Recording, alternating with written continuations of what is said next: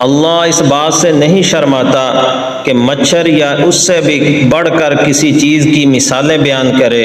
چنانچہ جو لوگ مومن ہیں وہ خوب جانتے ہیں کہ یہ مثال ان کے پروردگار کی طرف سے سراسر حق ہے، اور جو کافر ہیں وہ کہتے ہیں کہ ایسی مثال سے اللہ کی کیا مراد ہو سکتی ہے۔ اللہ اس کے ذریعے بہت سے لوگوں کو گمراہی میں مبتلا کرتا ہے اور بہت سو کو ہدایت دیتا ہے، اور گمراہی میں وہ صرف انہی کو مبتلا کرتا ہے جو نافرمان ہیں، جو اللہ کے عہد کو پکا کرنے کے بعد بھی توڑ دیتے ہیں، اور جن رشتوں کو اللہ نے جوڑنے کا حکم دیا ہے انہیں کاٹ ڈالتے ہیں اور زمین میں فساد مچاتے ہیں۔ وہی لوگ ہیں جو سراسر نقصان اٹھانے والے ہیں۔ تم اللہ کے ساتھ کفر کا یہ رویہ کیسے اختیار کرتے ہو، حالانکہ تم بے جان تھے؟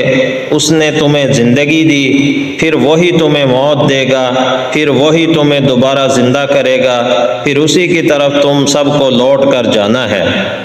وہ وہی ہے جس نے زمین میں جو کچھ ہے سب تمہاری خاطر پیدا کیا۔ وہ آسمان کی طرف متوجہ ہوا تو ٹھیک ٹھیک 7 آسمان بنا دیے، اور وہ ہر چیز کا پورا علم رکھنے والا ہے۔